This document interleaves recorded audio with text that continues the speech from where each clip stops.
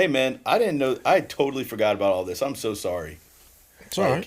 Like, I woke up at 1:30 last night on the recliner because I was watching a movie with the kids, and I saw that there's a text message on my phone, and I was like, "Oh my gosh, I can't believe I totally forgot about that." And I was like, I feel so bad. It's all right. You're gonna have to. You did a great job. Got your back. You did a great job. Got your back. We couldn't do this without you. When the camera starts rolling, it'll be completely opposite. But They don't have to know that. yeah, It's already rolling. So shoot, they got me. All right, we all ready? yeah. I, when I just said that, I imagined the.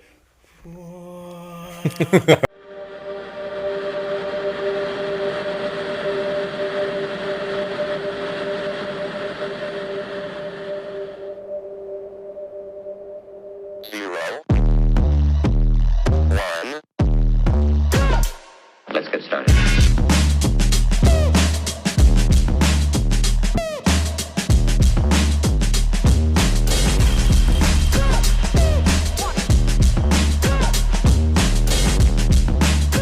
Why they stopping me? Stopping me. Well, we're back. If you didn't already know, We're back. I guess we'll just kind of jump right into it. Absolutely. I'm gonna kick us off with a word of prayer, and then we'll hit the recap from Clint. All right, sounds good. Jesus, thank you so much for this day. Thank you for this time that we can spend together, and just talk about you and talk about our faith in you, and how that plays into our lives and our roles daily. Lord, thank you so much for your just your goodness in all things, Lord. We love you. Pray that that you bless this time together, and may everything we say and do during this time bring glory to you. In your name I pray, amen. Amen. Well, cool. Well, it's been a minute since we've gotten together. But our last episode, we had a couple of guys I work with, Connor and Tristan. And man, that was a fun episode. Oh yeah, And I think that was one of the ones we got more into some shenanigans. I think that's what we've kind of mentioned some shenanigans before around the fire station. But we really kind of dove into a couple on that one that were pretty Yeah. funny. oh yeah. Obviously, that's not what we're here to do, but it did provide some good entertainment too, I thought. So that's a good one to check out. We definitely enjoyed having those guys on, man. Thank y'all if you're listening to this one. Thank you again for your time, and thank you for sharing your stories with us. Absolutely. Two for the price of one there. You know, two great guys, one episode. So I was really upset that I missed that one because it sounded like it was going to be some good guys, and I was listening to it and I was like, crap, man, I wish I would have made that one because I thought it was good. I really enjoyed it. heck yeah. It was definitely a little different without you trying to walk through it. Y'all did I didn't all right. realize how smoothly you kind of kept it for us. I knew you were a smooth talker. That's but- all I practice when I come on here. yeah, That- but you know, I felt like it went well. I think y'all did great. I'm glad we had two guests on because It definitely made it work out. It worked out well. if it was sure. one guest, it definitely would have been a short episode. It was a long one though, man. Yeah, Yep. Y'all made it a long I one. knew, I knew Shoot, you'd the be last three proud. have been like 2 hours I know. ballpark. I knew you'd be proud, Scotty. I was very proud. Don't tell anybody. If y'all haven't heard that one, check it out. It's a good one. But we'll head on into the verses of the day. We'll borrow old Jacob's Bible because he keeps stealing my phone. We're gonna read through Romans 8:38 and 39. Let's see here if I can remember how to read. So, for I am sure that neither death, nor life, nor angels, nor rulers, nor things present, nor things to come, nor powers, nor height, nor depth, nor anything else in all creation will be able to separate us from the love of God in Christ Jesus our Lord. I like that just because it was kind of just a reassurance of how strong His love for us is. And Scotty's got it on his phone now. I'm, just kind of reading about that particular passage, and I loved the way that it put it together. Yeah, hold on. Let me read it for you. So basically, what it says is it talks about the unbreakable love, the comprehensive scope, the assurance and hope and the victory in Christ. And it wraps it all and it says, in essence, it's a triumphant declaration that God's love is all-encompassing and unbreakable, offering ultimate security and belonging in Christ. So as I was reading about it, I was like, man, there's no way I could put that into any better words myself. So we just wanted to share that. It's incredible, and that's so encouraging to me. You know, there's nothing that we can do to further us from him or anything. His love's going to endure everything. It's going to be there for all time. It reminds me of the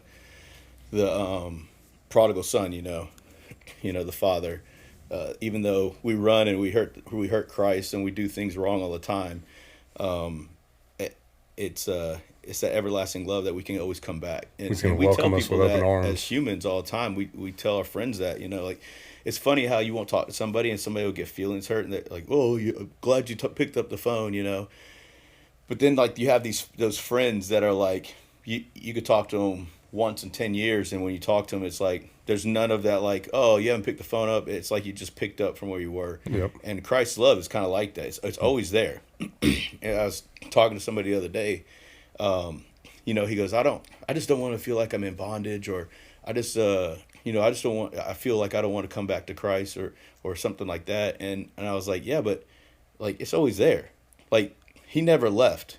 We're the ones that leave. We're the ones that make decisions and wander off. And what's crazy about it is he knows we are. Mm-hmm. Like, he expects that of us because we are flesh and we're battling sin. We're battling, like we were talking about earlier, especially in certain areas. Everybody battles in a certain way. And he knows that we're not God. We are here for his company, basically, and his to be children of Christ is like something that you can leave and you make a mistake, or you go through this time period. But that's exactly what I said with the prodigal son. Like, the prodigal son was never not the father's son. He just left and went with the world. And when he came back, the father welcomed him in even greater than when he left, because the father was thankful that he came back. Mm-hmm. And it's like, I thought this was cool. I don't know if you had started coming yet, but when Russ talked about in those times, if a son left, that he could be stoned for taking the inheritance early and leaving. Mm-hmm. And if he came back, he could be stoned for that. And in Scripture, it says the father ran to him. And, it makes you wonder, did he run to him like that? Like, yeah, I'm glad to see him. But, like, knowing that he could be punished for what happened. And then him coming out there and forgiving him and telling people, no, I forgive him for what he did. Right. This is not, so if you look at it in that perspective, I think that it's a great unforgiving, like, I think that it's hard for us to understand that. Mm-hmm. I think that because it's hard for us to forgive. Yep. It's hard for us to, like, let somebody come back in. And so, but you see what I'm saying? Like, it's very hard for us to do that. I mean, and that's what I think is so amazing about it, is that his hands never come from this position. He's always wanting us to come back. He's always wanting us to welcome him. And for us, that's one of the hardest things for us to do. Like, I can tell you right now, there's people in my life, I don't want to do that. I don't want that. So, but I think it's very good scripture. Kind of piggybacking off what you're saying, I listened to and looked up some things that Dr. Guzik said about this scripture, but it was, he pointed out that, neither death nor life can separate us. And he was like, death can kind of be a scary thing, but mm-hmm. a lot of times life, when we think about, living in this world, that can be even scarier, especially if you're dealing with something, internally, so I thought that's pretty profound. Insightful. Yeah. Very profound. Yeah. I mean, that's why we have a problem with suicide right now. Mm-hmm. And that's why, but then think of this. What is I guarantee y'all's greatest worry is not for yourself, it's for your kids and your mm-hmm. family. Mm-hmm. So he's our father. You see what I'm saying? Like, our concern is for our children or our wife. Mm-hmm. And that right there is very mm-hmm. profound. But yeah, it was just, it kind of hit home and I think drives the point even further that there's nothing can separate us, Mm-hmm. It's God's love is all powerful. That's awesome. And I mean, it's above anything that we can comprehend. But yeah, Can't lose with Romans. You can just pick a verse out of Romans every single episode if you That's want right. to. Well, I've read through all 8, and I was like, man, all of this is good. And I got to the end, I was like, okay, this is perfect. This will be the best. But yeah. All right. Well, we're back. I'm back. And I've been, this is an episode that I've really, really been looking forward to. I know I say that every time, but I feel like I think he's a little nervous, but I've been asking him to come on the show for a while, and it hadn't been able to work out. But I think that this is going to be one of our best shows ever. And maybe I just keep saying that every show, but I don't know. But this is going to be a great show because there's a lot of, like we call it, meat potatoes here. And it's going to go from one spectrum to the other, and there's a lot going on. And I just am really thankful and grateful that the Lord has brought this guest into my life. So I'm introducing, well, dang, I almost forgot your first name for a second. His name's Nick Oliveri, and we just call him Ollie. But he's worked with me at part-time for a little bit at Newton Fire. And he was full-time with Rockdale for 16 years? About 13 and a half. 13 and a half years. And then he worked for Newton full-time for several years. And now he's back as the training captain for Rockdale. Yes, sir. And so he's got a lot of good stuff and information. And every time I had a question or needed to know something that was in the book that we're supposed to know and NFPA and all that, I just asked Nick because I was like, I don't know. I mean, how far are we supposed to be from this thing? I don't know. No, I'm just kidding. But he knows it, and he's really good at that. Really good at hazmat and all that kind of stuff. So I'll introduce yourself, or I'll let you introduce and talk about yourself, which is probably not an easy thing to do. No, it's not. That's the part I'm worried about. Like I said, my name's Ollie. Everybody in the fire service calls me Ollie. That's about I it. think it's always been that way, haven't it? What's yeah. that? Yeah, Ollie. I don't know. I that's the thing in our service. We forget first names and stuff. There's people I work with I don't even know their first name, and I'm like, I feel bad about that. But then again, I was like, I don't know if they even told me their first name. You know. But Scotty's not your first name, is it? No, it's not. I don't know what your real name is. Well, no one's Andrew. called I don't know me your- that. I don't know That's your different. government No one name. never called me by that. My I first just name's said Andrew. it. You didn't hear me. What? I just said it. You didn't hear me. I heard it. It's Andrew, like Andrew Jones, the center fielder in the major league that should be in the Hall of Fame. Yeah. Not that good. A little plug there. Do your job at Hall of Fame. But yeah, so and you work at New at Yeah. So I've been in the fire service for I'm coming up on 17 years on the 12th. So, Dang. Yeah. Nice. So January 12th will be 17 years, and it's been a ride. I've had some good times and a lot of bad times. It feels like a lot more bad times Yeah. over the last like 3-4 years, but for the most part, it's been a good career. Where'd you grow up at? I grew up in West Palm Beach, Florida. Man, I didn't know that. You know that? I knew you came from Florida, but I didn't know West Palm Beach. Maybe I did. Yeah, I mean, it's all right. We got out of there. We got out of there back in 2007 and moved to McDonough, Georgia. Mhm. I don't know. We just got out of there. The housing market was really high, and we wouldn't have been able to afford a house and things like that. So the whole family kind of up and moved to Georgia, and for a new start. How old were you on that? I was 24. Gotcha. Yeah, I was 24, and then What were you doing like for work down there? I was working at a Ford dealership, doing accounts payable in the at Delray Lincoln Mercury was one of the biggest parts in the nation. They had millions of dollars in sales a year and things like that. So I was there for about 7 years and didn't really know what I wanted to do with my life. Right. So when my parents and my family, they all started talking about moving up to Georgia, I was game. I wanted something new. I wanted something different. I wanted to get out of that type of work. Didn't really know what I wanted to do with my life. And then we moved here and still didn't know what I wanted to do. Ended up getting a job at another Ford dealership. It was just the culture here was a lot different. You know, being down in Florida, you weren't in the Bible Belt, and then we moved here, and then it was kind of a shock. You know, just example, like we were at work one day, and all the drivers were getting ready to go deliver all their auto parts, and they stood around and went into a prayer. I've never seen that before. And I was like, I went home and I was like, that was the weirdest thing I've ever saw. Because I mean, there's churches and stuff around Florida and West Palm Beach, but I mean, it wasn't prevalent like you saw people standing around in prayer before they started their job. It just didn't happen. I never saw that. Never did it. Yeah. And I mean, I grew up Catholic and went to a Catholic church and received communion and confirmation and all that stuff. But we weren't really into the church. My mom, definitely not my dad, but my mom pushed that, getting confirmation and all that stuff. And then when I turned 18, she was like, you're an adult. You could do what you want. But I don't ever remember it really being forced on me or anything like that. And I wasn't really religious.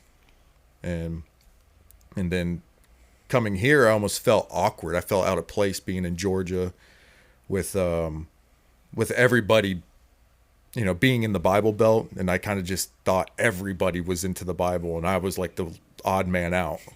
But it was different.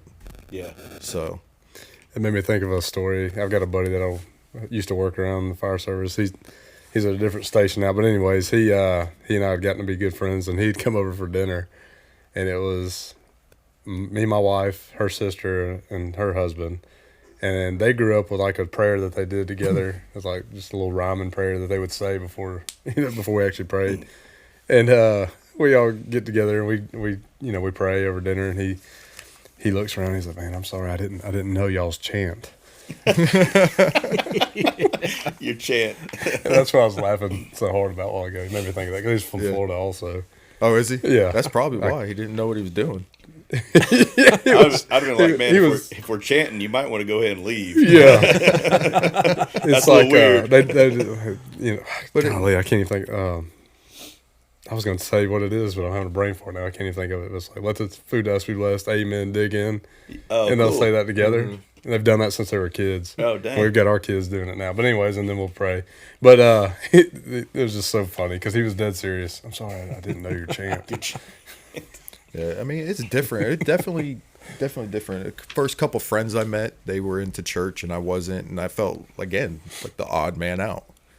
And then I definitely, like, I always felt like something was there, but I wasn't religious. And I didn't know what it was, so I always fought it. I never really advocated for it. I always, people would say stuff, and then I would always argue the other side of it. Like how could this book be real, and this, that, and the other. And I mean, I don't really remember all the specifics, but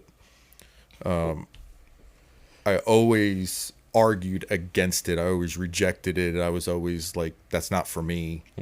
We gonna get into this already? Oh, we could wait. No, we're good. Well, I'm just saying that's where it was. No, And then- because but it's awkward because like people bring it up and I didn't really know what to say, and I'm a negative person already. And, like, you know how negative I am. I'm a negative person. He's like, not that negative. It's pretty negative.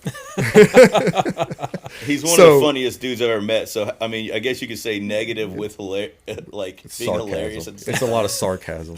Oh yeah. Wait a minute. You don't really love me? No. That's what took so long for me to come here. That's good. No, we'll go into that story because I was going to ask you why McDonough, like what? So my brother had a friend for years who he worked with down in Florida. He had moved up here for a job, and we just kind of knew that's the area that he lived in, and that's how we kind of chose that area. Wasn't anything special. So when Ollie and I, when we first met, we had met a couple times, and then I became a lieutenant, and Ollie was. We get it. You're cool. No, I moved to Station 15, and I had to move shifts. Dude, and so you should have seen the power trip he was on. Oh yeah. So like Ollie comes in, and he's a part-timer at the time, weren't you? Yeah. Yeah, I went part-time. So he was part-timer at the time. And I'll never forget this. I was sitting at a table, and I said, so I heard you're an atheist. And he got like really upset about it.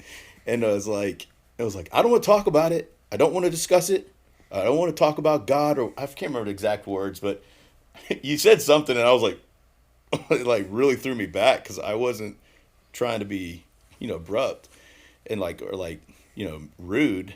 I was just trying to carry on a conversation, and he got really upset about it. And then you walked off, and I was like, well, I guess I'm not going to talk about that anymore. And then Well, you didn't get the hints because I didn't like you.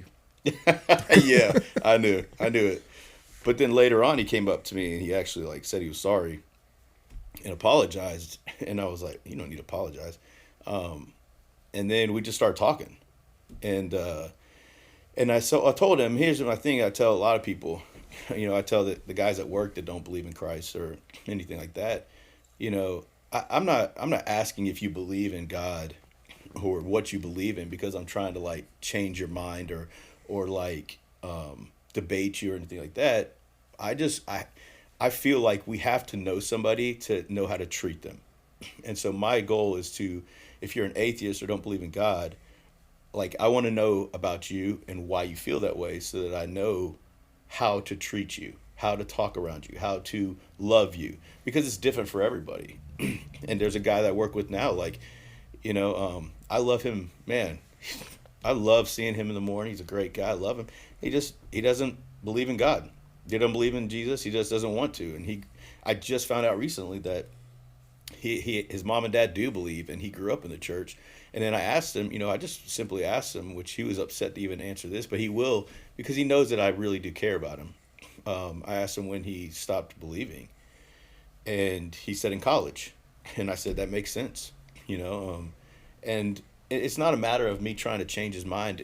I would love for him to give God a chance, another chance, not, my parents took me to church chance, like a chance to actually just read in and just feel like, get the feeling of the Bible and just try to understand it, or not even the Bible, read a book that's written by somebody who believes it, and that was my goal, but to Ollie, what I found out is that most everybody, from what I remember or picture or remember from the conversation, most everybody that he knew that was Christian was almost like forcing or debating or calling him stupid or like all this stuff. And man, you know how much when I heard him say that, man, I had that pit in my stomach.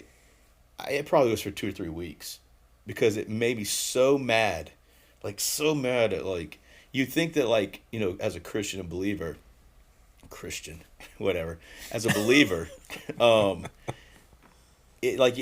wouldn't want to agree with Ollie, or I wouldn't want to be around him because we have nothing in common at the time. But what I was really angry about was the fact that like people had talked to him like that. Like I'm talking to you, I was fighting mad. Like that pit was fighting mad at these people who made him. And what's sad is that one of the people, we won't name his name, that he mentioned, like, I like him. He's a good guy. But still to this day, I have reservations about him because of the way he made him feel as a believer. And I hate that I feel that way, but that's how upsetting it is to me to know that there are Christians and believers, because I know these people. I grew up around these people. They treated me this way as a believer. I can't imagine how they would make Ollie feel as a non-believer. You're going to have to remind me who that is. You know who it is. We talk about it all the time. You make me think of Dempsey's episode. Yeah. Where he was talking about, he had a lot of stuff going on that people in the church didn't know about, and that's why he wasn't there. And then he comes back, and, he just kind of got turned off just because of what someone said. It probably wasn't even meant to be something negative, but it turned out to be so negative. A lot of that, I think, could potentially come from a good place, but it's just like, how do you do that in a loving way? Sometimes I think it can be challenging, Just like Scotty said, I mean, you gotta, like, in order to love people well, like, you gotta get to know them and know what their love language is. I mean, it's hard to do. I mean, it sounds simple, but I also think not, though, as believers and living in America, we want everything now. And the older I get, you're not going to change somebody's mind like that. I mean, one little debate with somebody or preaching to or whatever you want to call it, that's not going to change somebody's mind. And in fact, if you are a true believer, it wouldn't even be us changing his mind anyway. Right. It's not really our job. It's not, our position to do that. Yeah, well, I think for me, I have an authority problem. Mm-hmm. So I don't deal with authority very well. So when somebody tells me I have to do something, I immediately want to do the Turns you opposite. off. So yeah, it turns me off. So when I first started in the fire service, there was a guy, I'm not going to mention his name, every day. Well, what do you believe? This, that, the other, constantly. And it just got to a point where I would just argue just to argue with him. Yeah. And just he would start in and I would just start back in on him, and it was just a back and forth and this, that, and the other. So that's why when you started to bring it up, that's why I was just kind of like, no, we're not doing this.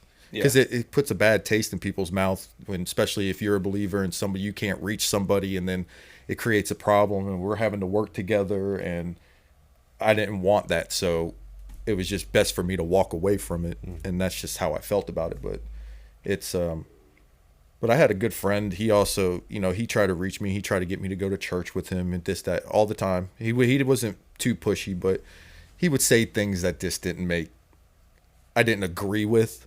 Like, tell me I'm going to screw it up, but it's, how do you put it?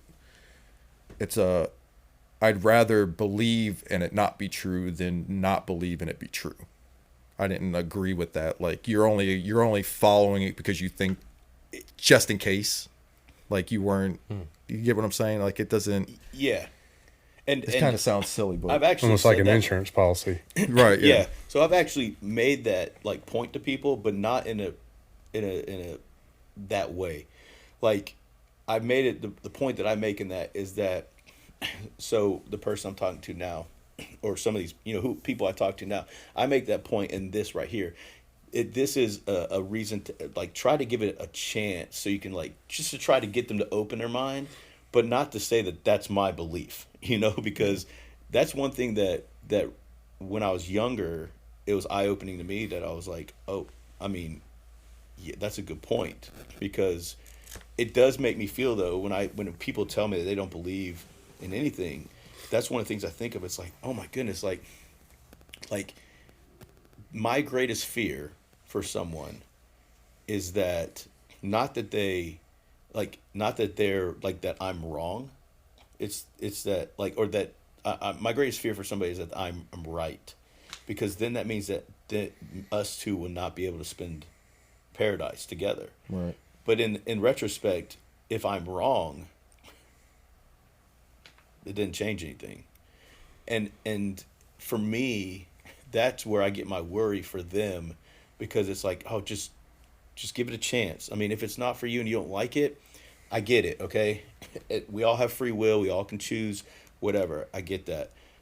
And I'm not going to hound you for that. But I have used that to like as an intro of how I feel sometimes about somebody who doesn't believe in anything, because it's like, not that this is what I rely on, my insurance policy, as you would say, but the fact that like my heart is not to yearn for you to become a Christian. It yearns for you to not go to hell, basically. Right. Like not go to damnation or whatever, or to darkness, like whatever you believe in, like that's what my yearning is for. And I think that can come across as like what you said, like kind of childish, that you're just relying on an insurance policy. And for me, it's not a matter of that. It's a matter of like, it scares me to think that like somebody like, but if it is, if it wasn't that, I mean, it wouldn't change anything for me.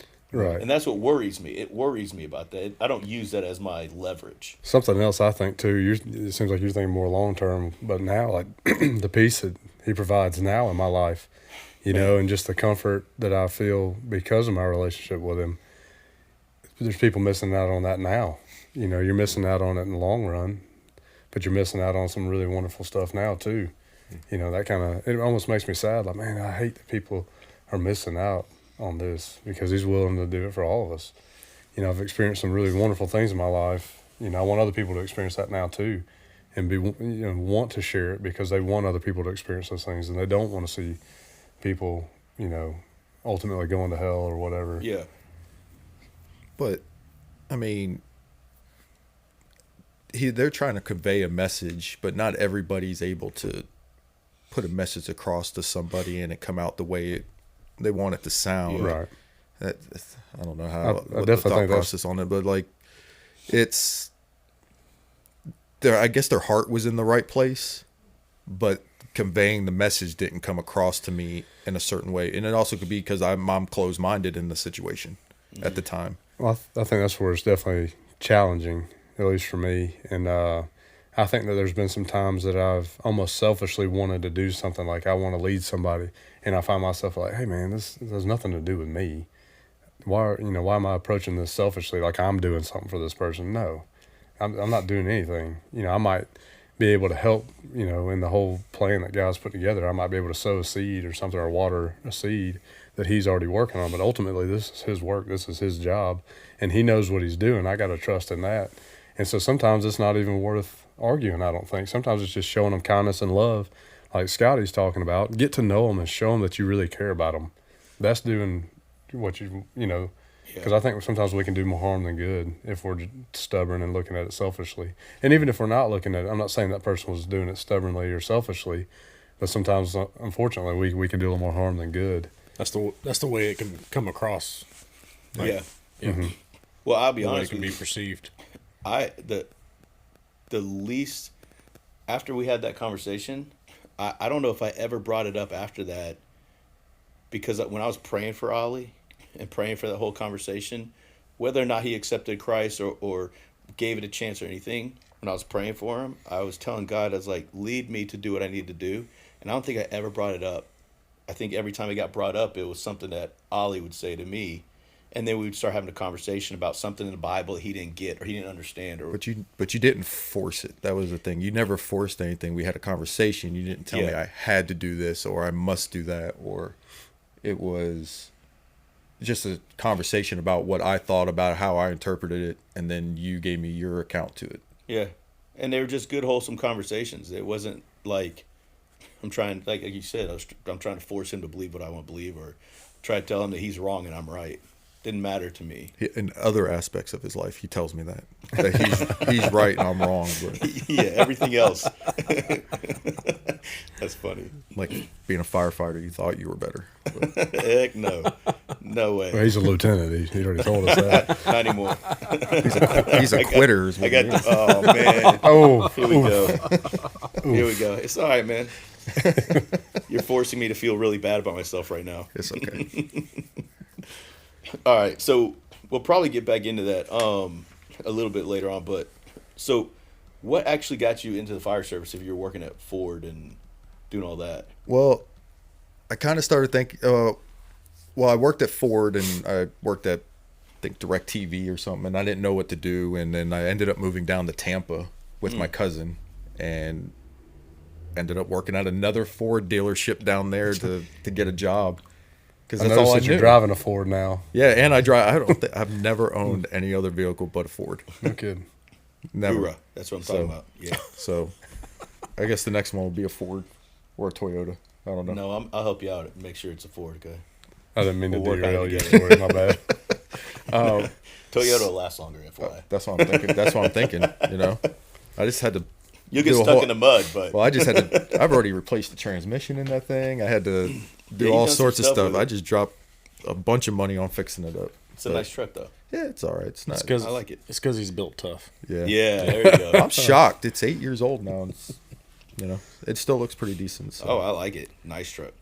But so I moved down to Tampa. I was delivering auto parts now, and then I ended up delivering to I forget the name of the company, Sunstar, I think it was. It was who they were using as the ambulance company in the Tampa St. Pete area, and they had this big shop full of ambulances. And I thought, okay, maybe that's something I want to do. I was ignorant to the whole thing. I thought EMTs and medics and firemen, they make hundreds of thousands of dollars because you're running into burning buildings, and I was dead wrong. Absolutely. I was way wrong on that. But I ended up going to Hillsborough Community College and signed up for EMT class, and then went to EMT school. Graduated, got my my national registry and all that stuff, and then ended up moving back to Georgia. And I was working at this one company in Atlanta. It was like a little hole in the wall, like no policies. They did whatever they wanted, kind of deal. It was really shady, and I just applied. I started applying to other fire departments, and Rockdale came calling, and that's where I started. It was it really started off in EMS, and then I wanted something more. I thought all EMS companies were like the one I was at. So I was like, I don't want that. Yeah. So I applied to the fire departments and ended up getting on with Rockdale. So you said you were 24 when you first came up to Georgia, and then went Yeah, back to Florida. When this- you came this- up here, what was this? Now it's like 26. Okay. So I got So that's pretty started quick back and at forth. 26. Yeah. Gotcha. So Well, if you do the math, now I'm in my almost mid 40s. yeah, because you're a year older than me, right? Yeah. Really? You look younger than Yeah. Scotty. Yeah, I know. you do. Better? A lot, Younger? a lot Whatever. younger. And better looking too. Way It's better fine. looking. Whatever. Jesus. That's okay. I'm okay with it. You don't seem to be okay with it. I mean, you are now forcing me into another feeling. We don't care. We don't care. No, it's funny because, Ollie made it sound like it's so easy getting the fire service and everything, and Rockdale turned me down twice. I went out there twice. Dang. That's why I'm a better fireman. Yep. They're like, Making we his see points something for in him. him. We do not see something in you. Well, see, but I did apply. I mean, I did apply before I moved to Tampa. I applied to a couple fire departments. I applied to Henry and Clayton, and ran into some issues with Clayton with their fire chief, and he wasn't. He had. I want to say he had something against Italians. He brought it because there was another guy that I actually got hired on with Rockdale with that was going through the process in Clayton, and he had the same experience, the exact same experience I did. So we chopped it up to that he didn't like Italians. So he was Greek. Oh, well, it's a rivalry there. Yeah, I think so. Because he told me in my interview, he was like, I know 20 guys just like you. And I'm like, hell, I'm in. Yeah, that's a good thing, right? And I find out in our next interview, he was like, yeah, the 20 guys, they were all criminals and All Italian. yeah, they were all Italians. Shysters. So I was like, I was crushed. And Thought he then, was interviewing the mob. yeah. So then I ended up getting on with Rockdale. So everything was good there. And then I dove into a career of really started taking classes. Within a year, I was in paramedic school, even though we didn't require being a medic and all that stuff. And I just wanted to do something different. And I was honestly kind of bored with my home life. And I was like, let's just go to medic school. 600 hours of clinicals. And I believe you're the only person I've ever heard say that. I was kind of bored. But so I'll it's tell you fair. what. Why though, not? I'll tell you what. Medic is really the only thing that really made me different from other candidates, and it really helped me get my get promoted and stuff like that. Not just being a basic, and basic's nothing wrong with it, but Yeah. they just see it as another stepping stone, so it helped me out. But When did you, so back, I was going to go back track because you said home life and everything. I forgot. I was going to bring up, when did you get married and have kids and all that kind of stuff? So I met my wife in EMT school. She was in EMT school and I was in medic school. Oh, I didn't know that. Yeah, she was in the night class and I was in paramedic school with her best friend.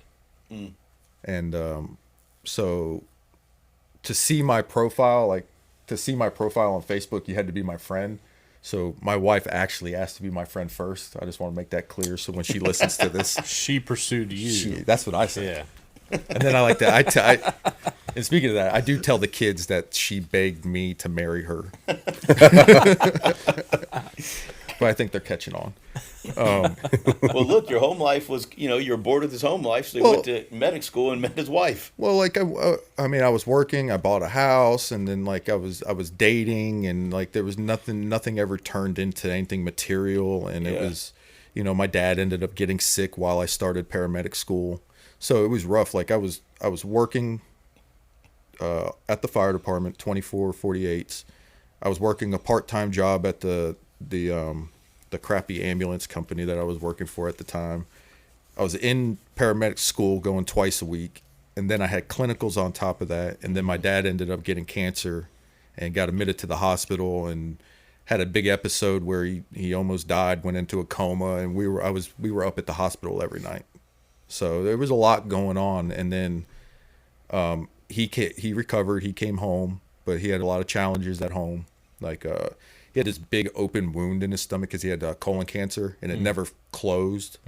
So he wasn't really ever the same. But I ended up I was out with my brother one night, and just a guy being a guy, I was like, oh, I wonder what she's doing. And I wrote her a message on Facebook, and I was really corny, and she responded back, and then we decided to meet up at the school because she was night class and I was the day class, and we were gonna meet for that hour between classes, and then we started talking, and next thing you know, we were dating, and 18 months later we were married.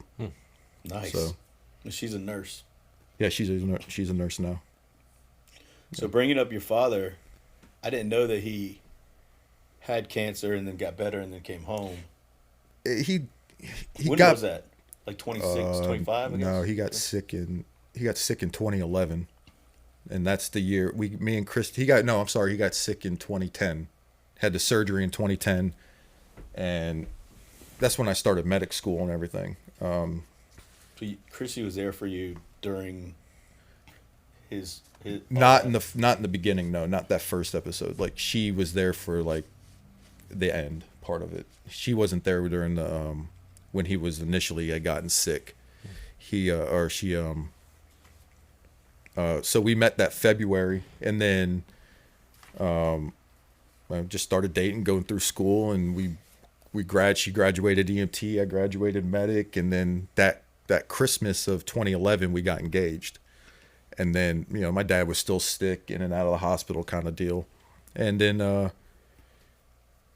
just life, she started working and I was working and going to my parents' house to visit my dad, this, that, and the other. And we ended up getting married in August of 2012. I gotta make sure I get that right. And dad, like for a couple times we thought he was going to circle the drain. He wasn't going to do well and this, that, and the other, but he held on and he made it to the wedding. He was there,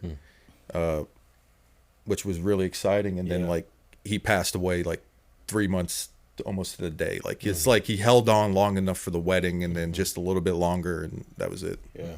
So she didn't really get to know him like I would want her to, but he always said, like, he would joke around and be like, yeah, she was the prettiest bride I've ever seen. And my mom's like, gee, thanks. So, but I was glad that he got to meet her before he died, because, that is my life. Absolutely. Yeah.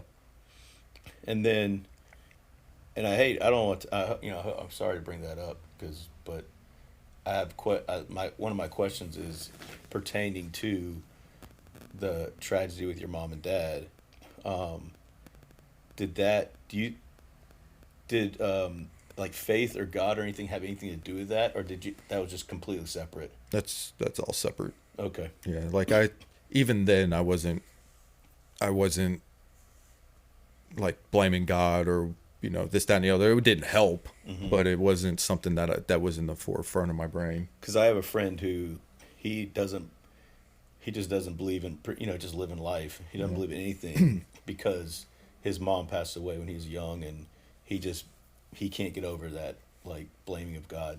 Oh no, I don't blame God for anything. Like now, I don't blame God for anything. I don't think like everything happens for a reason kind of deal. But I think honestly, I think my dad was the one who didn't really believe. And I don't really know, he never talked about it, but I think my mom believed. She just didn't express it like we would nowadays. I don't know if it was she just didn't think it was her place or what or anything like that, but like he never had his last rites, or he didn't have a funeral with a priest or anything like that. So it was just a, I don't know. How did I don't know if I knew how your father passed because we talked about that, but how did you? I don't know if I know how your mom passed. She passed of lung cancer. So she, years my parents smoked. It was the 60s, 70s, 80s, all that stuff. They smoked in the house in the 80s and stuff like that. But my dad would quit. He'd quit 5, 6, 7 years, and then he would go back to smoking. But he always thought my mom quit. My mom never quit. She would just hide it. Yeah. So how much longer after that was it? Did your mom pass? She was 6 years after Dad passed. So she died in Mother's Day of 2019. Dang. So yeah, she died. She died on Mother's Day. That sucks. Yeah, it was May 12th of 2019. She no, she held on, but she was never really the same after my dad died, because they were together since they were teenagers, and they got married in 1966, so they were together 40 some odd years, and that's all my mom's ever known was my dad. Yeah. And so when he passed, she went into a full on like depression, and she was never the same woman she was before. I remember her she was always happy. She was always the life of the party and this, that, and the other. And you could tell she tried, but you could tell there was always something there. Yeah. Well, I mean, and we see this, in our profession and people everyday lives. I mean, like if an elderly person, like my great-grandfather, when my great-grandmother passed away, I mean, shortly after, you could tell he checked out. And I see it happen all the time. And I would like to say if something happened to Megan, that I could just be like, okay, I can move on. But like, I can't see myself physically in my brain being able to do that. You know what I'm saying? I know that God would probably give me strength since I'm younger now and everything. But like, if at an older age, I'd be like, whatever. Like, like the only thing that would keep me going is my kids. Yeah. Because to me, even now at, almost 20 years, like I wouldn't know, like, God, that poor woman. I feel, but I see these people date and stuff, and I know that it's possible, but for me, like, I would feel bad for whatever person wanted to date me if that happened, because I don't know if they'd ever get the whole me. Never. You know what I'm saying? Like, I don't think that I would be whole again. I don't think I would either. I don't know that I would ever want to try again to date or anything. I've thought of it, me neither. I told my wife either two things are going to happen. Either I'm never going to get married again, or I'm going to find some old woman with a lot of land, with a lot with of a deer lot of on it. land. Married for money this time. I've never thought about this. Their insurance policy. Yeah. But no. You have like an application. Do you have hunting land? Yes. Are you stable? But no. I ain't saying but he's no, a gold digger. But yeah, it's tough. Like, I can't picture myself with anybody else. No. But Christy. Like, she is all I want and all I ever need. Oh, and I can tell that from our conversations. And I've told her before, I got to go first. Not to be selfish, but I got to go first. Statistically speaking, you will go first. But yeah, damn. But then again, I always tell people Megan probably be better off without me. I think we're just gonna go skydiving together when we get old. just not pull it. And just not pull it. See what happens. You'll bounce. Probably make it through it. Yeah. Every bone in your body, like, babe, yeah, we shouldn't have done that. So I could see where my mom, like, where the depression and stuff came in, and we tried what we could, but that was, like I said, my dad was her world, and up into the end, and well, that's gone. Ad lib, no one better. And then, yeah. So I mean, And then the day after my mom died, that Monday, Christy started nursing school. So it was like we went from one event right into the next event. But you know, that probably was pretty good for you. Yeah. To like. Well, I had back surgery that May 1st of 19. I had back surgery for. So she passed in 19. Yeah. Oh. So I had on the 1st I had surgery because I had to have a fusion done, and then she passed on the 12th, and then Christy started school on the 13th. So it was like me and my wife, we joke all the time. It's just like there's never been any us time. It's always one event after another, just after another, kind of just stress and just working through it. And Dang. so there's been a lot of events. They so when did, because Christy was going to church wasn't she going to church during when I met you? No. So she went to church with her family for years and years and years. And I always felt bad about this. And I kind of feel like it's my fault, but because I didn't go to church, but I never expressed that I was against it. Yeah. But she kind of like slowly just stopped going. Because we also lived in McDonough. The church was in Covington, so there was a good distance there too. And she never forced church on me or anything like that. I always knew she was, she believed in God and stuff like that. But it was never like a big to do for us. Like it was just kind of us. And so I always felt bad that she'd stopped going because I always felt like it was my fault. She went because I didn't go. But I didn't never really know what to do about it. So I just figured that it was her choice. And so. Yeah. But because I thought that you said, because I'll never forget, Ollie came in one day and he goes, "You'd be proud of me." And I was like, "Oh, really?" He's like, "Yeah, I went to church this past weekend." I mean, we would go on Easter, or we would go like, I get it. but we would go. Yeah. But I just thought it's funny. I was like, oh, okay, cool. Well, because it's like, it was shocking that I went.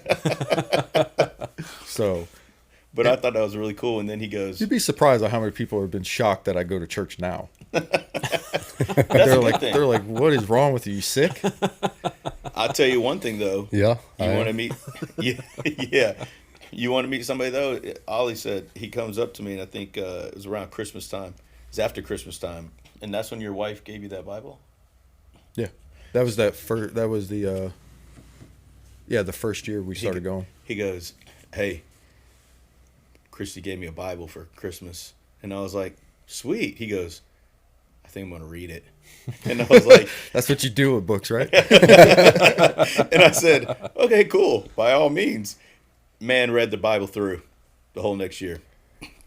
That's incredible. That's awesome. It is incredible. I still have not read the entire Bible. Yeah, but it was hard for me because then he started calling me. He goes, "Hey, in chapter such and such of this book, like, why is it, like, what do you think about this? Like, I'm having problems with it. Like, what do you think?" And I'm like, "Oh my gosh." Like, and some of the questions I thought I answered all right. And then some I'd be like, "I have no idea. I need to talk to somebody." Like, I'll be honest with you, Ollie. I don't know. I don't know. I struggled with it. I mean, there was a little bit more to it, but it was just we had a lot of conversations about it, and I started thinking about it, and just something said that maybe I should start going back to church or start going to church. Mm-hmm. I mean, I went as a kid, but it wasn't like it is now. Yeah. And I just walked up to my wife. It was like right after Thanksgiving 2 years ago, and I said, "I think we should go to church." And a friend of my wife started going to a church in Locust Grove, and she's like, "Well, they started going there. Let's try there." Mm-hmm. And that's where we started. Mm-hmm. And that was in December 1st, and then she gave me the Bible that Christmas, mm-hmm. and that's when I started. Like that night, I started reading everything, and then he'd go to bed early. A long time. It took almost a year. He'd go to bed early though, man. I can't tell you how proud, and it's like it was very convicting on me because whenever we worked together, he would go to bed early, and he'd go in there and start reading his Bible, and he's like, "I got some chapters I need to knock out. I really, I got to get in," and I would be like, "Dang, man, I ain't read my Bible in like 3 days," and then it's crazy because, he's in here trying to learn and trying to figure out, what this is all about and everything. And here I am trying to be the person to help him answer questions and stuff. And I haven't read my Bible in the last 2-3 days, I think it's like, it was more of, I wanted to know more like the history behind it and things like that. And I didn't really know like God's word and stuff like that. So like when I started, I had to get my wife bought me the, it's NLT, but it was the Everyday Man, or Everyday Man's Bible, I think it's called. And so it has little passages at the bottom. So after you read something, it kind of explains it to you and gives me a better idea of what they're talking about. And trust me, when you get into Leviticus and Deuteronomy, like that's dry. Yeah. Like you got to be dedicated. You need some explanation too. I have not been dedicated enough yet. Had to go, fell asleep a couple times, had to start over. Yeah. So I read it like 2.5 times by the time I was done. But it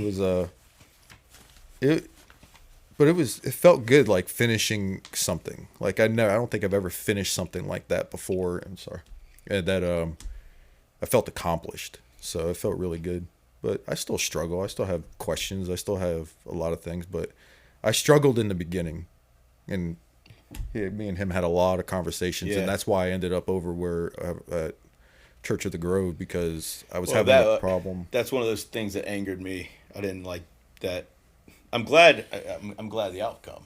Yeah, because now I get to see you on Sundays, and you're in a place where I try to plan my visits around his visits. I always wonder why he always calls and says, "Hey, what service you going to this week?"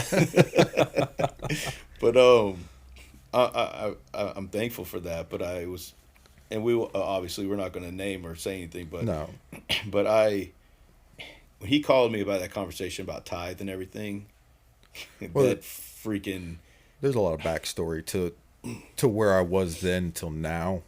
But that still made me upset. Yeah, and I mean we can get into it, but if you want to, I mean it don't bother me. The biggest gist. I mean, we're not going to say names or anything, but the biggest gist about what happened was the fact that, and correct me if I'm wrong, but what I got from the conversation is that in the service he felt like the preacher was saying you're not going to be blessed until you give over your 10%. Like 10% is a requirement. But you're only blessed if you give over that. Yeah, am I wrong? The way he said it, and we're not going to, like I said, we're not going to name churches or whatever.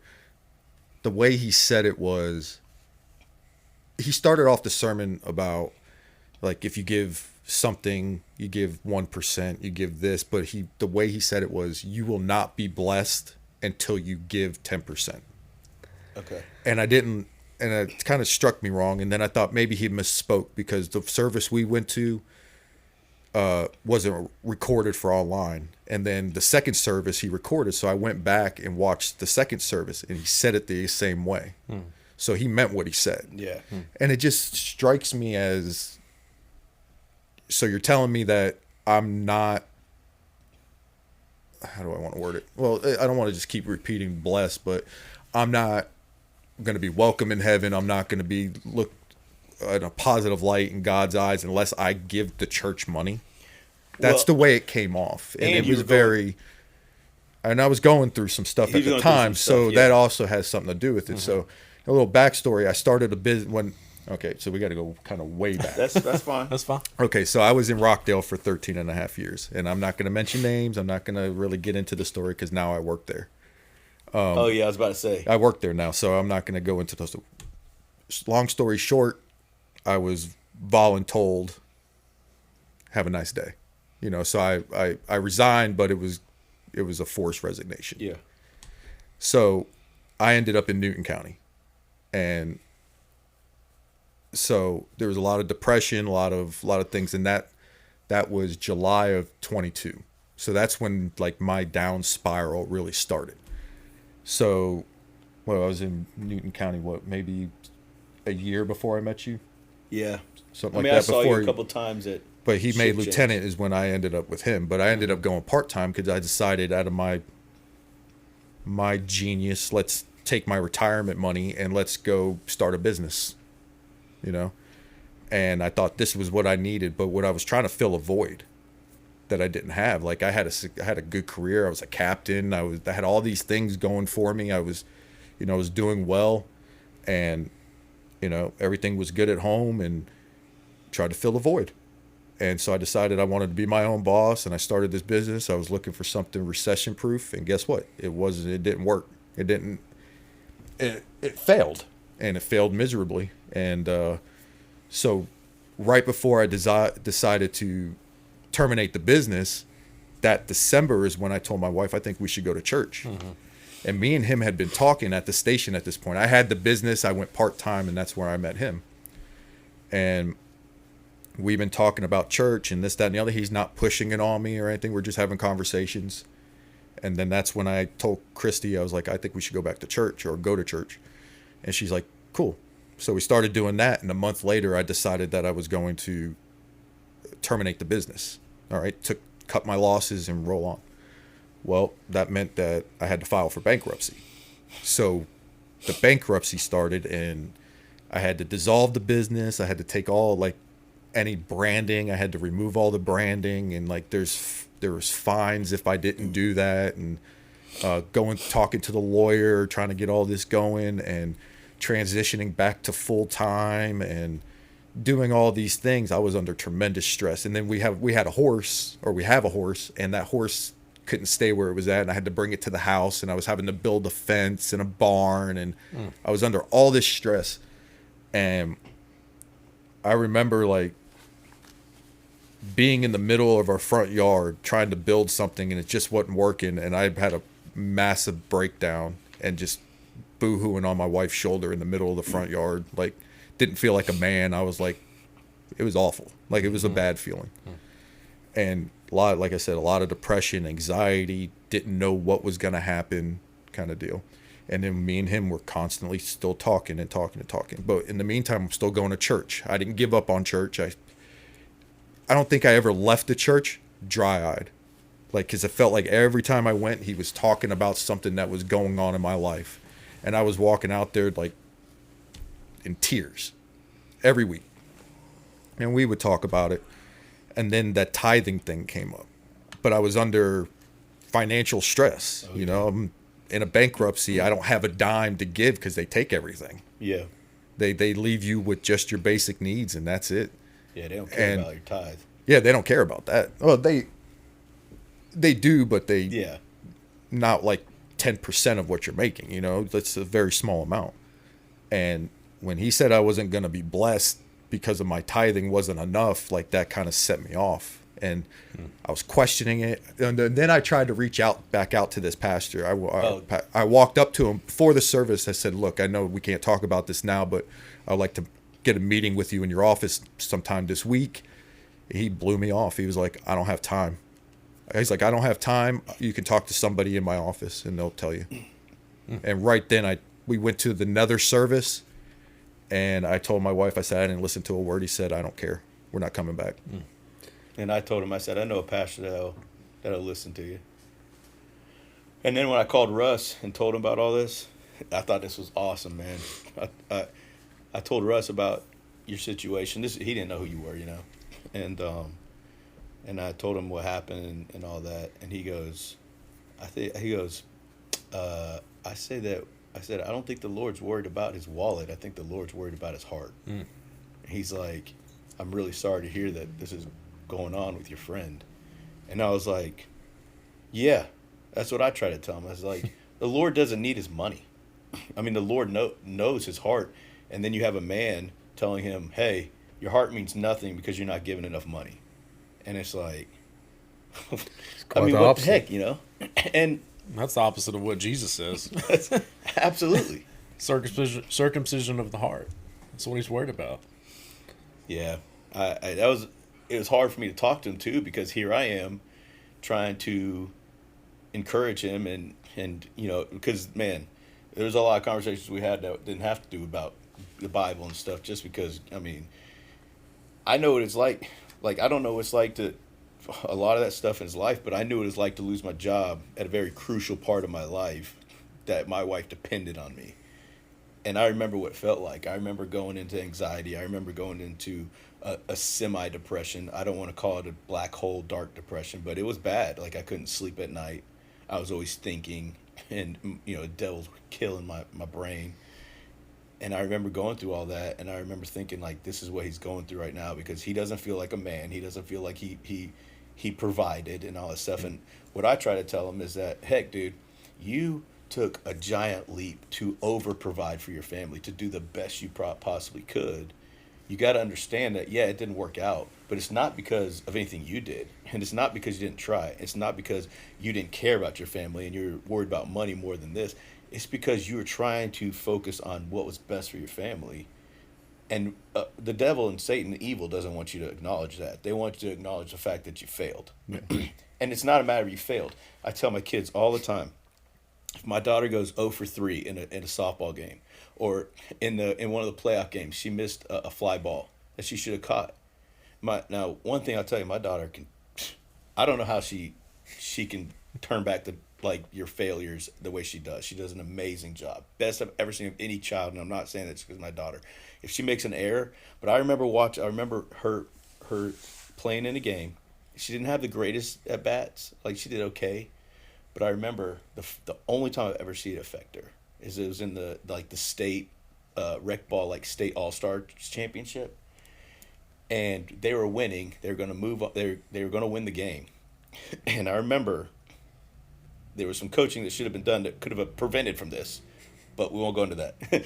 But I remember the ball got hit to her, and she had made like 11 plays that day.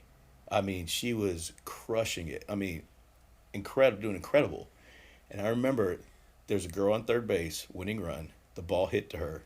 She fielded the ball. It took a funny hop as she fielded it, and she came up and made a bad throw.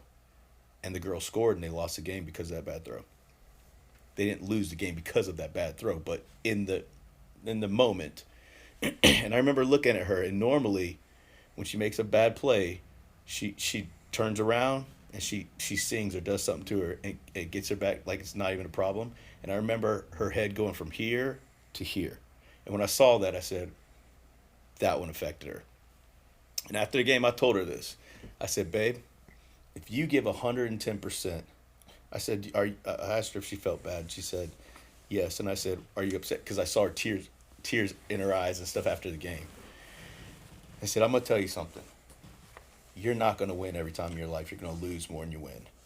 I was like, but I'm going to tell you something right now. If you give 110% and you do the best you can at whatever you do, you can never fail. You will never fail, because what you do is you learn from it, you become a stronger person from it, and you move on. You'll be just fine. I said, you'll get through it. And for her, I don't know how that affects her, but for us as men, even if we know that, it's hard for us to get over that. Because as men, the way that we're supposed to be for our family, it's like, I remember feeling that, and I knew that's how he felt, because I remember feeling as like I was just, I remember feeling like I was pathetic, right down there, I had to go to unemployment once a week for however many months. And I remember every time I made that drive, feeling how pathetic I was, because I was having to ask for money to help me pay bills. And I remember how crappy that was. And my wife's in here working full time, and she was pregnant, working full time. And I just remember how terrible that was. And I knew that he was going through the same stuff. And I mean, and it actually going through more, because he had 2 children. His wife was a nurse. Yeah, we just had Dan when I was let go from Rockdale. I say the first time. Hopefully, there's not a second time. Because I'm back. But I just, when I would talk to him, I would feel that, and I felt, I knew what he was feeling. And I mean, there were some times like I remember when he said, we would talk about things. I don't mean to get too intimate, but I remember him saying, like, I just feel like they'd be better without me. And it made me have that feeling too that we were talking about with Cap, about he was like, I was thinking about ending it. Were you thinking about ending it? And I never thought about ending my life when I was going through all these hard times and there's these dreams that I was having and stuff. But I remember feeling that my family would be better without me, whether I was dead or alive. And I remember him saying that, and it just, all these things would trigger things in my past where I was like, oh, man, like now I know why the Lord, like why I went through those things. It's Right. so that I could at least listen to this man right here and understand a little bit of what he's saying and try to help him out just by listening. But I said the same thing when the bankruptcy happened, was you would be better off without me. And I think it's just a normal response, because I felt like, well, I mean, I did. I was the one who decided I wanted to have a business and this, that, and the other, and I'm the one who failed at it, and I'm the one who failed. I'm the failure. And it put us in a financial crunch that affects my family. I'm the reason. But if you took me out of the equation, you'd be better off without me, is how I'm looking at it. And I'm not just there for money. I'm there for other reasons. So, I'm a father, I'm a husband. I provide other things than just money for my family. And I don't realize that. And so that's why I was like, you'd be better off without me, this, that, and the other. And that's just how I felt. And I'm pretty sure most men feel like that when you fail as a husband, or you feel like you fail as a father, and that you'd be better off without me. But Yeah. But the biggest thing that probably, we were still at church, and one of the biggest things I think helped me was Christy never once ever said, you did this, you hurt our family. We never argued about money. We don't argue about money. She was 100% supportive of everything I did. And when I say things like, I did this to us, she says, no, we did this to us. Because I asked her if I could start a business. She said, yeah, she was behind me 100%. So she takes the blame too. And I don't see it that way. I still see it as my fault, but the way in her eyes is we're a team. And it's, it was both of our decisions to go through with this. And I think that's the stress I didn't have to deal with most men do when things happen like that, is I had a very supportive wife. And I couldn't be more blessed to have a supportive wife. Before I even met Chrissy, I knew that she was an extraordinary woman and just an incredible individual just by the conversations that we would have together. Because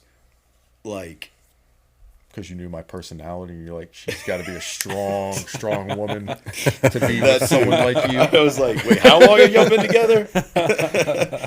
Does she have bad eyesight? Or what she did, I got her LASIK to fix it, and she didn't leave. So, well, if she has bad eyesight, and I'm uglier than you are, then I would hate to think what Meg thinks of me, because I got her LASIK too, and I'm surprised she's still around as well. oh, man.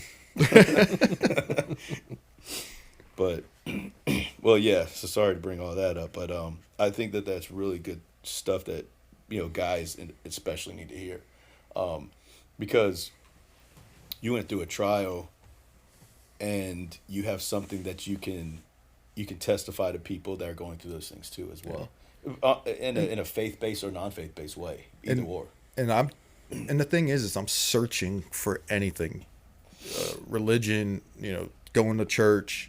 I've tried talking to somebody, going on medication, coming off medication. Anything to make me feel better. And even though it's been, I don't know,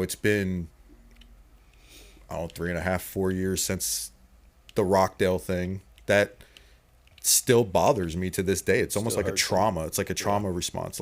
I stopped trusting a lot of people and things like that. And then the bankruptcy, you still feel we're still in it, and there's still effects from it, but all that anxiety kind of went away, but there's still always something there. My guard's always up, things like that. And you still struggle with depression, and you still struggle with things. It gets better over time, but I've tried numerous things, and the only thing that really only keeps me calm is going to church and being with my wife and family, and that's it. That's what I enjoy, and that's what helps me out the most. Is that I haven't even got to ask you, but is that the Tuesday night meetings and stuff? Have those been helpful and good? Yeah, I mean, I started going, and then Thanksgiving, I haven't been in a month, so I've been slacking. So I got to get back on that. Well, we tried getting together, and we were trying to do at least twice a month, which in the last 2 months, it's been almost impossible to find a Saturday. Now that you're not on shift, though, we should be able to start being a little better. We tried to get me, Ollie, and a couple other guys, one of the guys that comes to Church of the Grove, to meet up. And then I felt so bad that we weren't able to get together for the last several months. And then when we would schedule it, then something would happen, and you know how that goes. But then I found out you're going to that, and I was like really thankful, because I was like, well, at least I know that he's going with some good guys, you know. And it's the one that Pat. I was just about to ask. Yeah, it's Pat. Pat's group. Yeah. So, Dude, so it's funny. Jonah and Zeke, my two boys. I think I told y'all before about they were like begging to do their own podcast. Did I tell you that? yeah. Mm-hmm. And so they did one episode, and they were begging to do a second. So I set it up for them one night, and I just set up in the living room, and I went outside, like just in our yard and driveway, was just walking, clearing my head, but I let them do their thing. So I came back and cleaned it up, and then a few days later I started watching it and like editing it and everything.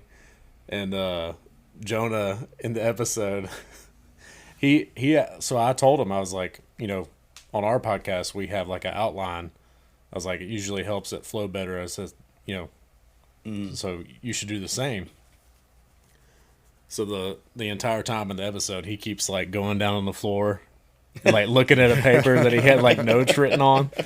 But anyway, like at one point he starts talking about the Tuesday night men's group, and he's like, so if you're a man and you have Tuesday nights open, you should go to my papa's men's group. It's like, that a boy.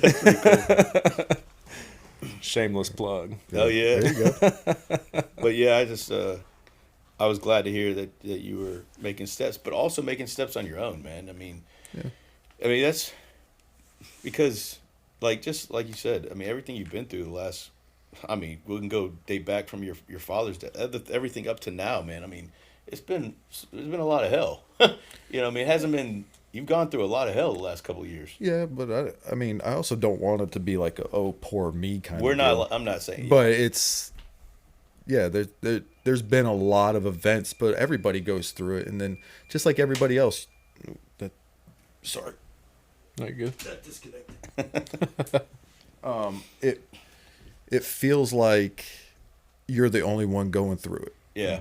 And you're not. There's millions of people going through the exact same thing you're going through at that time. It's just not in your face.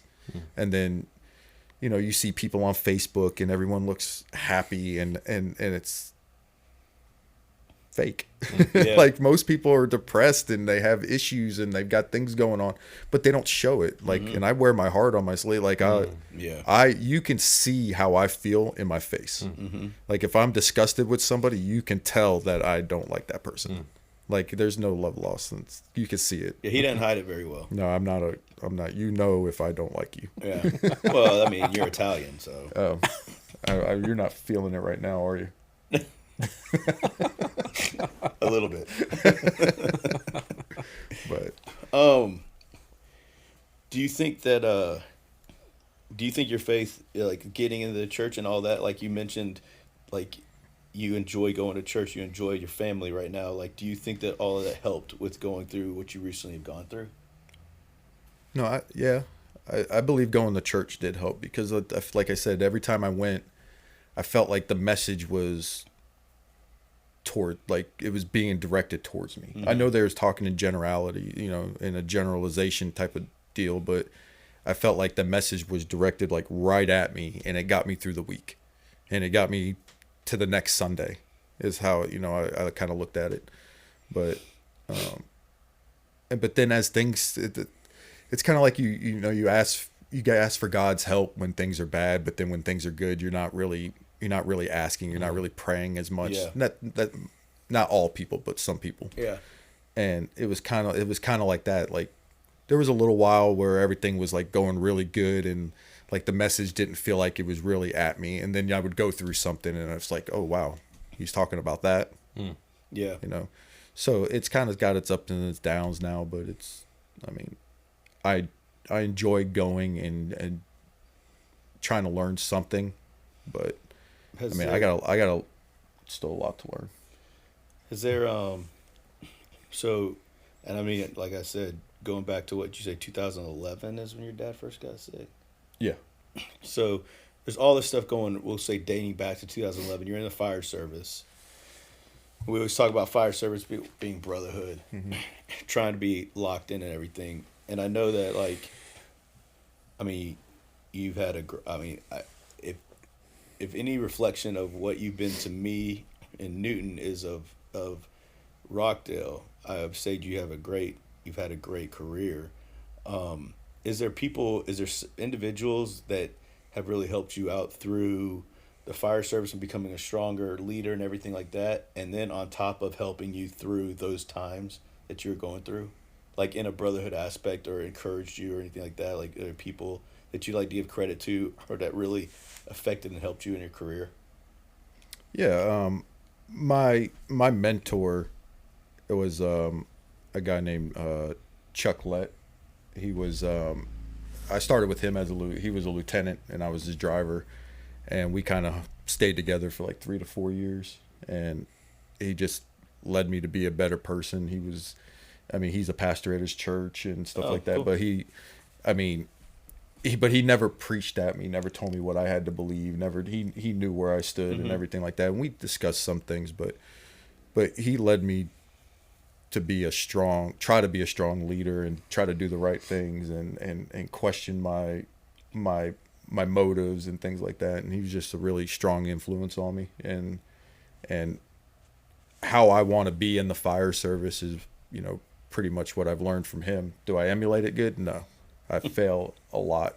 Like he's I don't think anybody's ever said anything bad about him ever, because he's always got a good attitude. He's positive all the time, where I'm the complete opposite. Like I said, I'm a negative person. Like I always think the worst is going to happen, and then when something good happens, I'm always thinking something bad's going to happen. But to this day I still talk to him. We still, Is he retired? Oh yeah, he's been retired. Found out he's been retired 10 years already. It Geez. feels like yesterday I was at his retirement party making fun of him.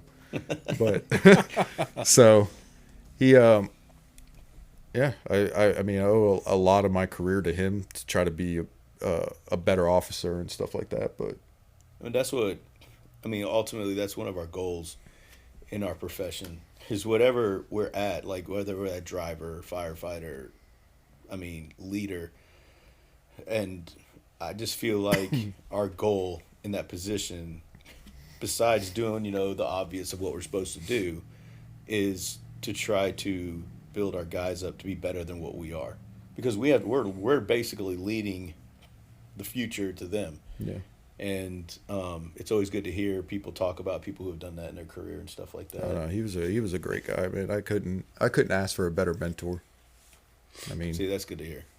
So That's good to hear. it stinks that I got promoted. I got promoted in his last 6 months, so I didn't get to spend his last 6 months with him. So I should have not have gotten promoted. Not got promoted? No, he would have told you not to do Yeah. that. But- I'm sure he's one of the ones that helped you prepare and get ready for it. Oh no, yeah, he let me. He did little things unorthodox. Like he was the captain of the station, and he'd pretty much let me run everything. Like if anybody else had issues that they were coming to him, he would direct it to me to handle, because I was eventually going to be running my own station and stuff like that. It was either that or he was really lazy. Well, it's his last 6 months, bro. He could have been really lazy those last few years. I don't know. Oh shoot! From what I gather, he was probably doing that to be, more of a mentor, to give you the opportunity to learn, knowing that you're going to take those next steps, preparing somebody for the next steps. Sounds like he's doing exactly what you would expect out of a leader. I think I rode seat as a driver. I rode seat every shift. He was in the back. Oh, that's cool. And And I he like would, that. and then he would Yeah. let the relief driver drives because they were going to eventually be a driver all the time, and he would do that. And then, we'd get on calls, and if everything was going good, he didn't say a word, and if something was going wrong, he would just kind of come up and go, "Hey, what are you thinking?" And then you would tell him, and he's like, "I probably wouldn't do that," but he would never belittle you or anything like that. And that's what was good about it. He never brought you down while he was trying to build you up, and it just I think I became a better firefighter for it, a better officer for it, but I don't emulate that. Like, I wish I did. Yeah, but I talk a lot of crap. but here's the thing. I'm gonna go into one thing and then feed off of that. But like he knew how to treat you, because some people want to be kind of brought down to be built back up. Well, see, which is weird because everybody's different. He understood me. Yeah, He knew how That's a my good mind officer. frame. He knew that like little things could set me off, like get the sarcasm to really come out. Yeah. And he knew how to wrangle that in. He knew how to navigate me. which is something that's and it helped. it's not something you can teach. It's something that you can help try to prepare somebody for, but you can't teach that.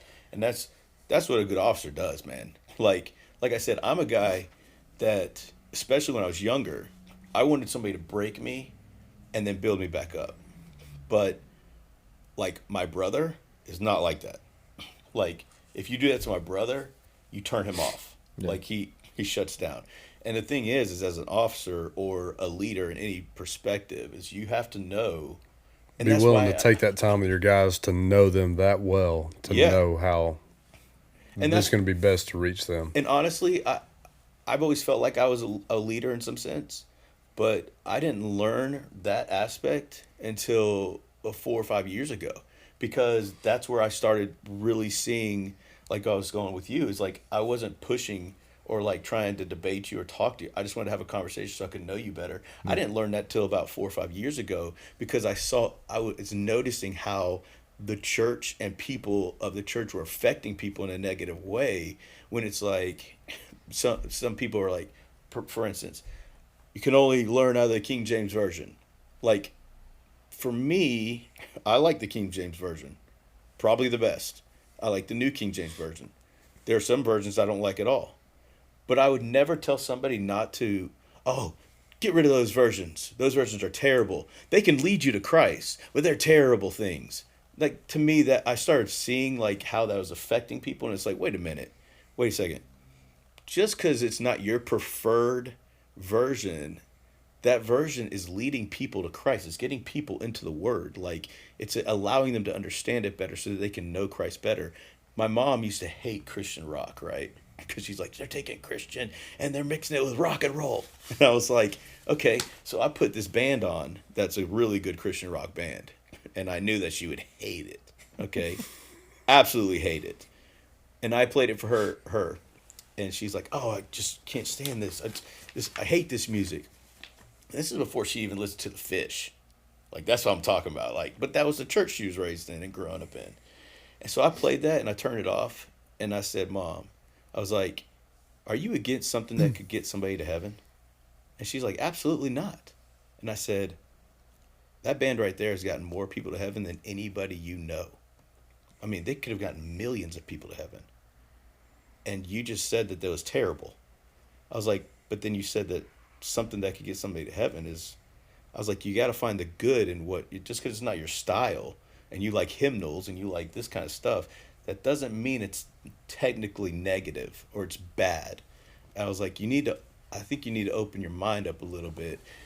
So you and I are kind of the same. We wear our emotions on our sleeve. And one thing my mom hates about me is that I am very blunt with her. And she gets very upset with it a lot. Okay? Which is why her and I butt heads, and my brother is her golden child. I said it. And so, but you know what I'm saying. But now my mom listens to the Fish. And now my mom likes people that I like, because she at least she was open to actually listen to what I was trying to explain to her, which was explained to me the same way. And I was like, but the older I get, the more I see that. And hearing about people like that they learn their people, they learn the people around them, they understand how to treat those people instead of just treating everybody the same way. And that is something that you can learn it, but until you actually like dive in and want to be that person, you can stay the way you are, or you can say, hey, this isn't working, this is.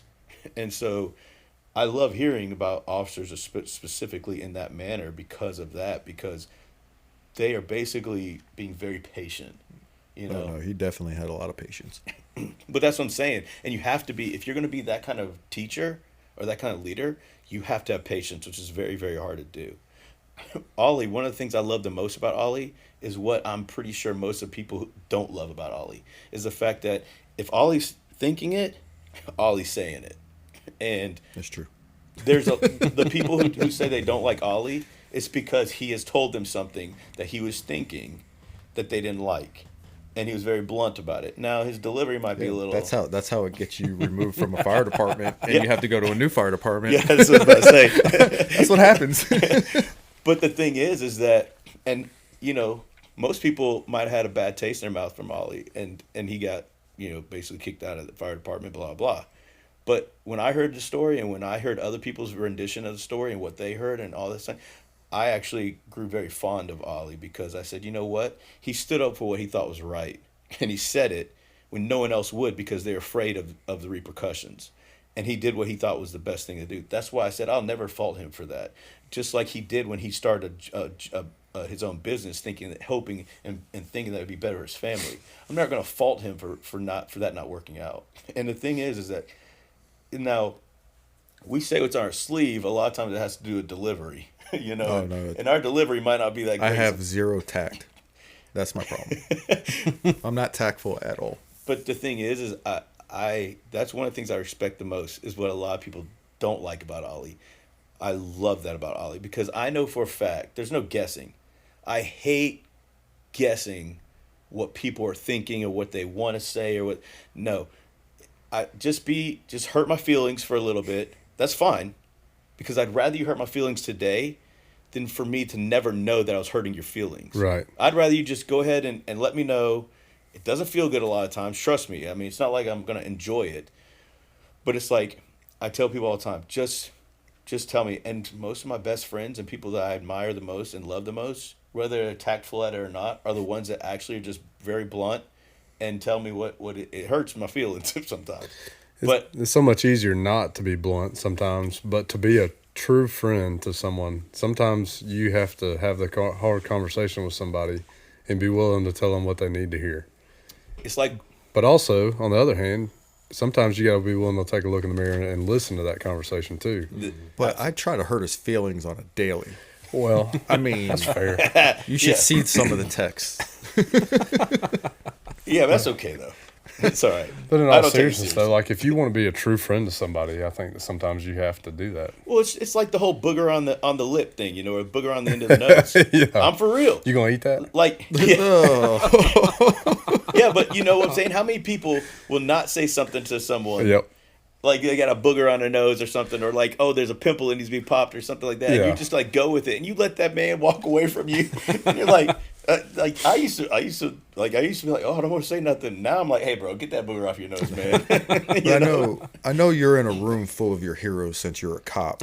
There it is. But I mean, but we're different than most people are. Like us giving each other crap is how we show respect to each other.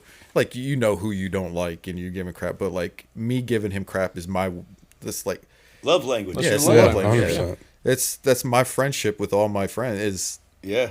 I'm giving you crap. Oh, that's I'm doing that's- good. I didn't curse Yeah, once yet. you're doing I great. did That's pretty good. 100% how the briefing room is, Oh, is or it? like division meetings. Yeah, It's not like if non-formal you're not kind if you're of not deal. giving each other crap, like Yeah. that means you don't like that person. Yeah. I mean, don't get me wrong. There's people you don't like, and then you're really mean to, but you make it sound like you're joking, so you can say what you want to say. Oh, I was just kidding. Yeah. But no, but That's a whole nother can of worms. And then sometimes you got to be like, you do understand that this is not a joke. yeah, And that's where people get the feelings hurt. yeah. Yeah. Those are the people that I was talking about who need to take a look in the mirror sometimes. Hell, I've had people get mad at me because I didn't joke with them like I joke with other people. Yeah. And then they got upset with me. I was like, Yeah, all right, because they know at that point that you don't like them. yeah. Take the hint. They're like, wait a minute. Ding! Crap, he doesn't like me. Hey, well. Hey, Respond community, Jacob here. We are breaking this episode up into 2 parts. Thanks for sticking with us so far, and I hope you've enjoyed this episode so far. We'll be on the lookout for part 2 of Ollie.